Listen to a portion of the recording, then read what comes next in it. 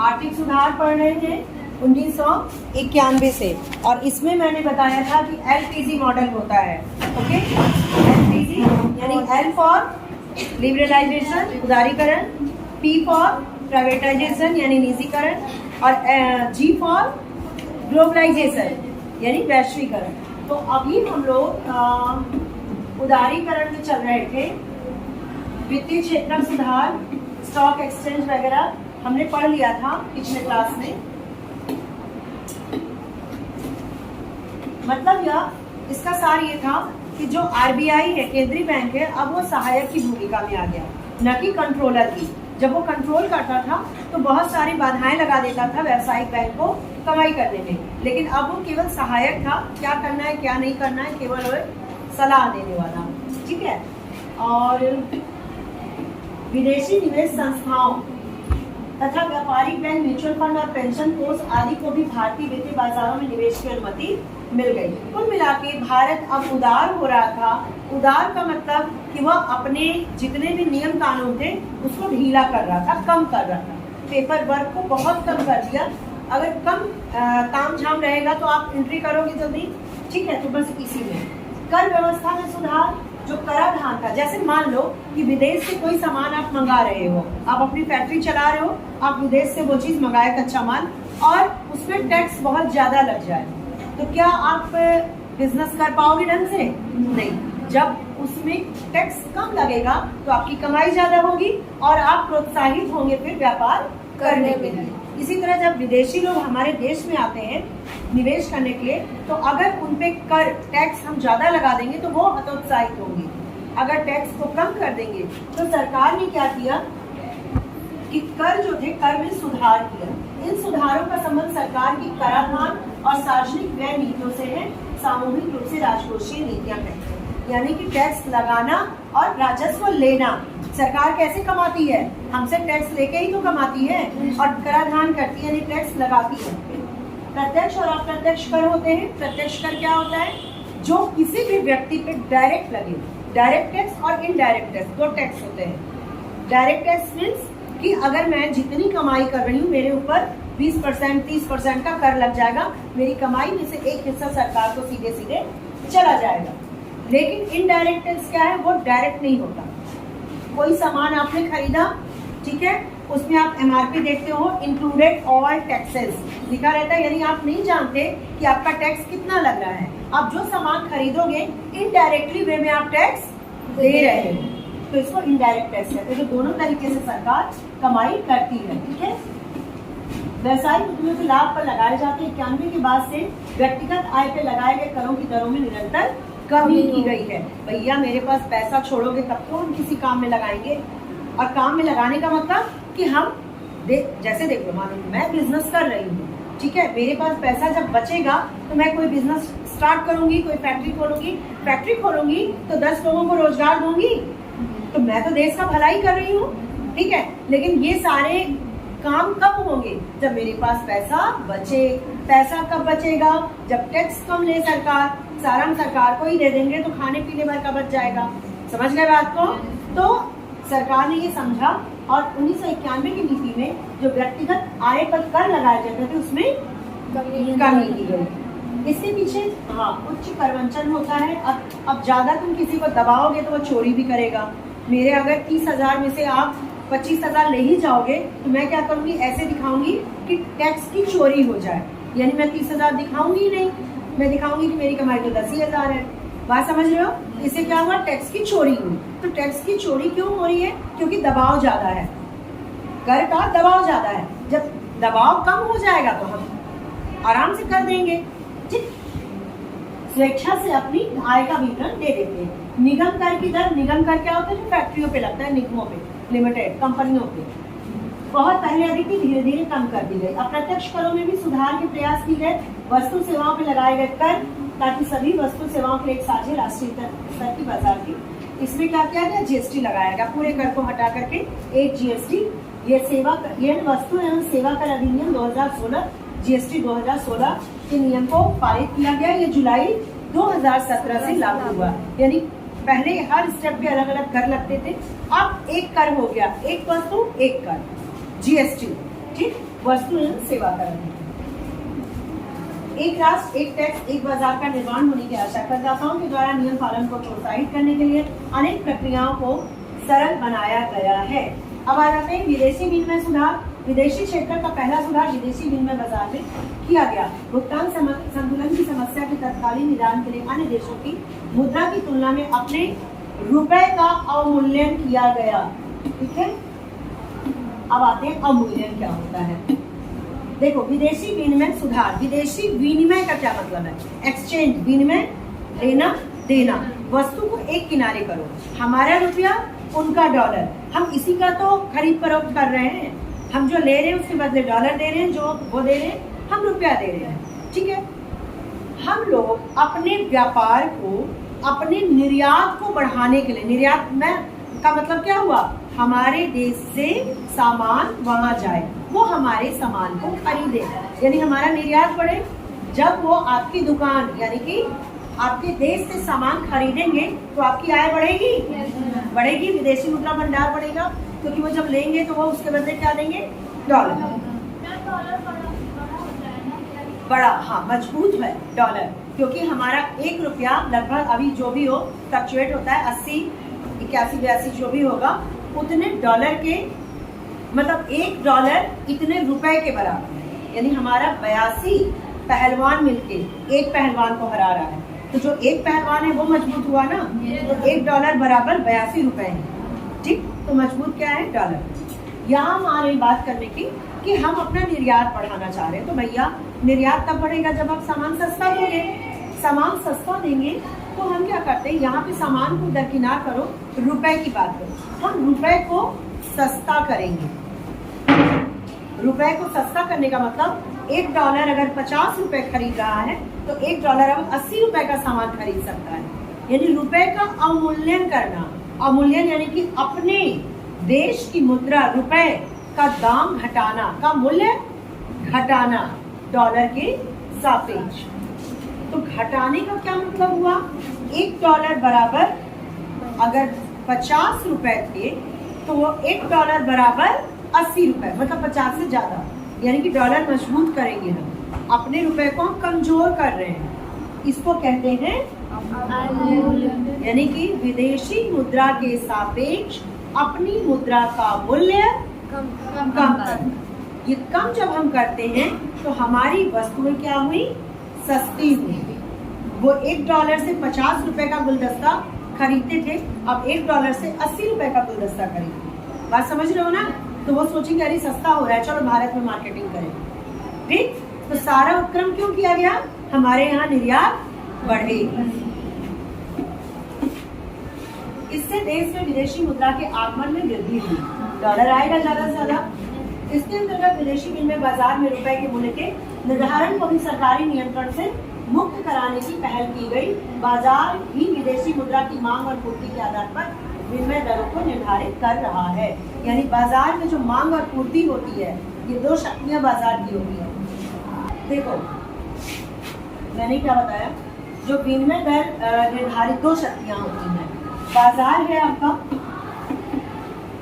इस बाजार को या तो गवर्नमेंट, ये बाजार को देखो कौन इधर ध्यान दीजिए, बाजार को या तो गवर्नमेंट बोल दे कि भैया इतने में सामान बेचना है, ये गवर्नमेंट ने निर्धारित किया।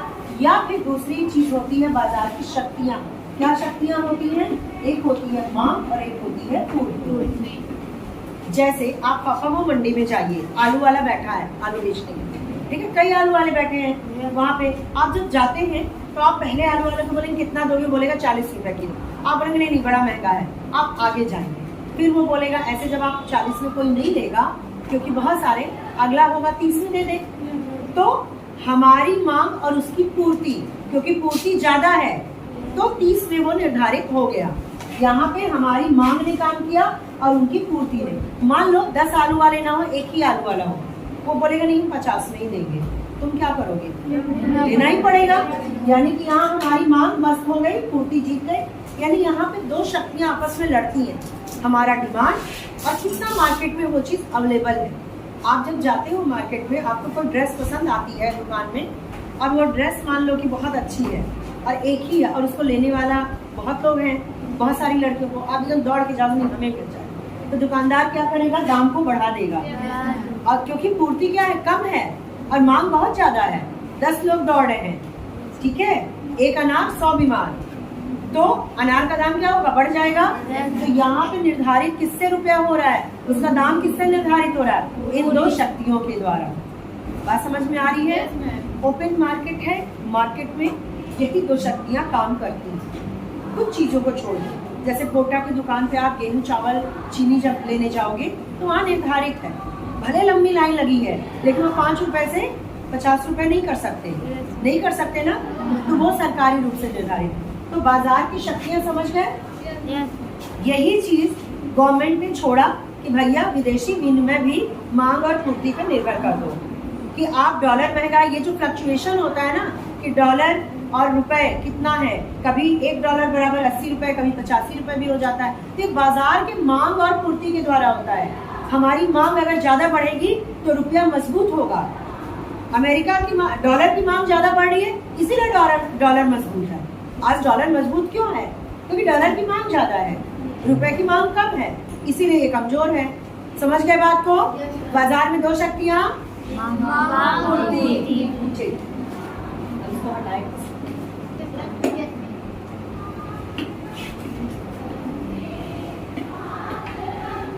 और इसको हम लोग बाद में देखेंगे। ये नीतियाँ कुशलता और स्पर्धा क्षमता को कम करती थी, जिससे देश में विनिर्माण कुछ छूटा है क्या? व्यापार और निवेश नीति सुधार पे अब आ जाते हैं। व्यापार और निवेश नीति अर्थव्यवस्था में औद्योगिक उत्पादों और विदेशी निवेश तथा प्रौद्योगिकी की अंतर्राष्ट्रीय प्रतिस्पर्धा की क्षमता को प्रोत्साहित करने के लिए व्यापार और निवेश व्यवस्थाओं का उदारीकरण प्रारंभ किया गया। मतलब हम व्यापार भी कर रहे हैं विदेशों से, हमारी प्रतियोगिता है उनसे, उनके नियमों को कम किया गया। इस कार्यक्रम का एक उद्देश्य स्थानीय उद्योगों की कार्यकुशलता को सुधारना और आधुनिक प्रौद्योगिकी क्या होती है, वे ऑफ प्रोडक्शन, मतलब हम जो प्रोडक्शन कर रहे हैं उसका तरीका क्या है। प्रौद्योगिकी 2 टाइप की होती है, पूंजी प्रधान और श्रम प्रधान। हमारे यहाँ क्योंकि जनसंख्या ज्यादा है इसीलिए उत्पादन किस तकनीक से होना चाहिए, तकनीक या प्रौद्योगिकी एक ही चीज है, श्रम प्रधान होनी चाहिए। यानी मान लो कोई चीज बनाना है, एक किताब बनाना है, तो उसमें 100 मजदूर लग रहे हैं एक मशीन, या फिर 100 मशीन लगे एक मजदूर। तो हर देश के अकॉर्डिंग ये चीज अलग अलग होती है। तकनीक जो होती है हर देश की जरूरत के हिसाब से होती है। जैसे हमारे यहाँ क्योंकि श्रम ज्यादा है इसीलिए ऐसा हमें तकनीक अपनाना चाहिए जिसमें श्रम की कार्यकुशलता लगे। यहाँ पे इनको प्रोत्साहित करने का एक और कारण था कि हमारे जो उद्योग हैं वो विदेशों में प्रतिस्पर्धा यानी प्रतियोगिता कर सके।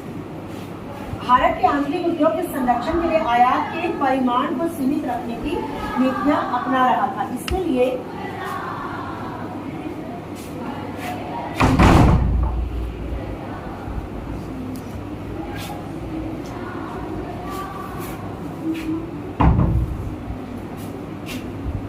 आयात के परिमाण को सीमित रखने, यानी हम जो विदेशों से मंगा रहे हैं, भैया मान लिया सस्ता है लेकिन वो हम मंगाते रहेंगे तो अपना कब हम बनाएंगे। जैसे खाना अगर बाहर से सस्ता है, आप रोज बाहर से मंगाओगे तो आप बनाना तो नहीं सीख पाओगे ना। तो बनाना कब सीखोगे, जब आपकी मम्मी एकदम क्रॉस कर देना, बाहर से मंगाना ही नहीं है चाहे जितना सस्ता हो, ये मंगाना है तो महीने में एक बार। मम्मी लोग रिस्ट्रिक्ट करती है ना, तो ये जब करती है तो आप रोज बना के खाते हो या फिर मम्मी बनाती है, होता है ऐसा। तो आप यानी देश में उत्पादन हो, हम में गुण आए और हम उत्पादन में दूसरे से प्रतियोगिता कर सके, इसके लिए जरूरी था कि बाहर से जो सामान आ रहा है यानी आयात वो सीमित कर दिया जाए। तो सरकार ने इस पर प्रतिबंध लगाया कि भैया बाहर से जो चीजें आ रही है उसका उन्होंने परिमाण यानी कोटा निर्धारित कर दिया, मात्रा निर्धारित करना कि 10 जैसे एक मैं मान लो कि मंगा रही हूँ 100 बोरी कुछ भी मंगा रही हूँ अमेरिका से, तो सरकार ने कहा आप 1 महीने में 3 बोरी से ज्यादा नहीं मंगा सकते। तो हमें क्या करना पड़ेगा, झक मार के उसको उत्पादन करना पड़ेगा खुद ही से, ठीक है। तो इससे क्या होगा, हमारे देश में जो चीजें होंगी हम रोजगार यहीं पे देंगे, यहीं पे वो उगाएंगे उन बोरों को, जो भी गेहूं या जो, ठीक है। तो तो जब हम बाहर से परिमाण को सीमित रखना इसलिए किया गया कि बाहर पे डिपेंड ना हम हो जाए, बनाना सीखें और प्रतियोगिता कर सकें।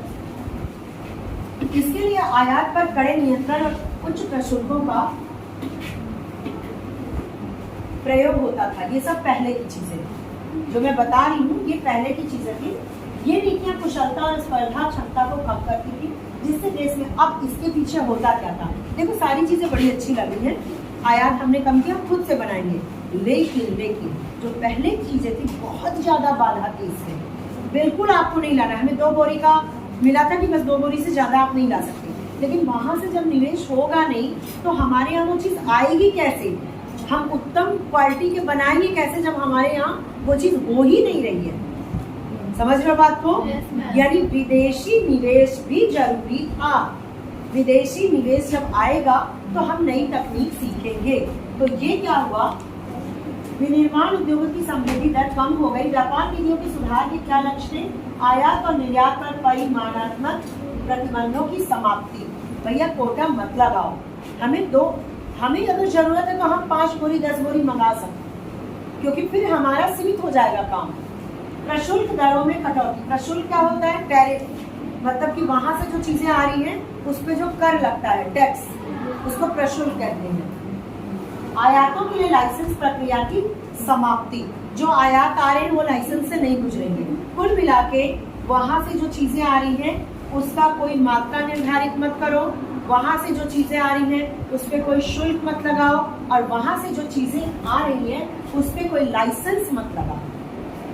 यानी हम फ्री रहें कि हमें जो चाहिए वो हम विदेश से मंगा सके, और विदेशी फ्री रहें कि फ्री होके हमारे देश में निवेश कर सके, जो कि आज तक नहीं हो रहा। ये हम क्या पढ़ रहे हैं? जब भारत अपने खिड़की दरवाजे खोल रहा है, 1991 की नीति, ठीक है। बेल लग रही क्या? तुम लोग क्यों आ गए डिस्टर्ब करने?